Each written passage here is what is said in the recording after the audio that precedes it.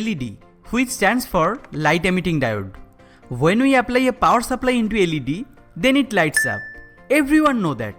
But there is that we don't know, which is if I remove the source and expose the LED directly into sun, then photon hits the PN junction of LED and generates electron hole pair, and the LED produces electricity.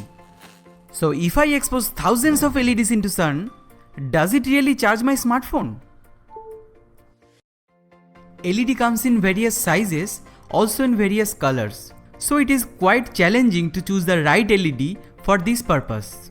So I have collected several LEDs and started testing it under the sun. But as the light intensity continuously changes due to the cloud, so I was getting inconsistent results. That is why I have used a 135 watt constant light source, using which I am getting similar outdoor.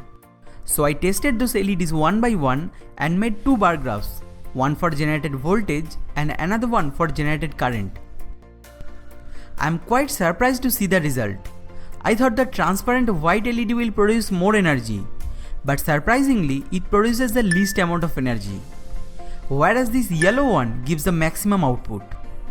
So I bought 3000 yellow LED to make the solar panel.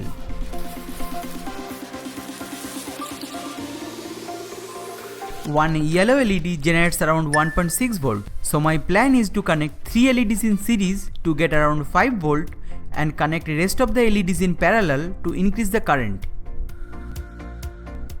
I first thought of making it using Vero board, but connecting thousands of LEDs in series and parallel is a very tedious process.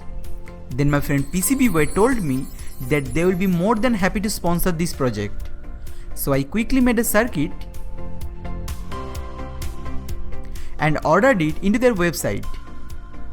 If you don't know anything about PCBWay, PCBWay is one of the most popular PCB manufacturer out there. Besides manufacturing high quality PCBs, they also provide professional assembly services.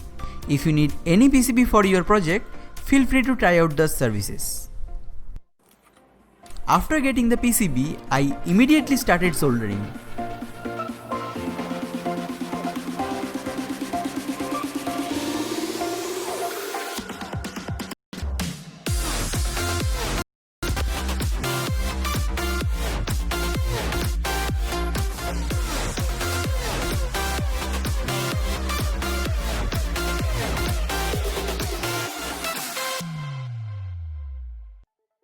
Finally completed.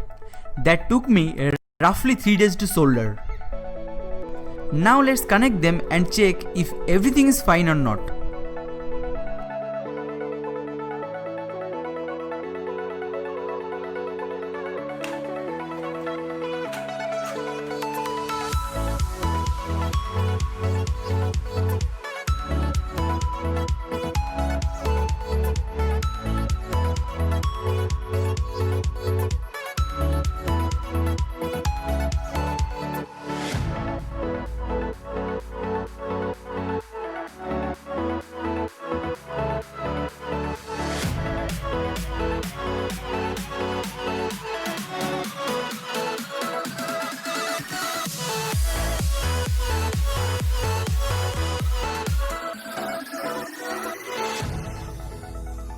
Okay, now moment of truth.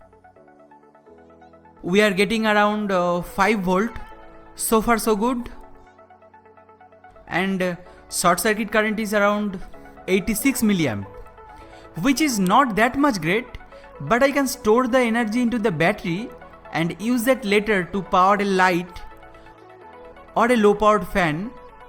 Even I can charge my smartphone up to few percentages. So is it really a good idea to build one? Absolutely not, because the small solar panel is even more powerful than this big one. But it was a fun experiment. I hope you have learned something.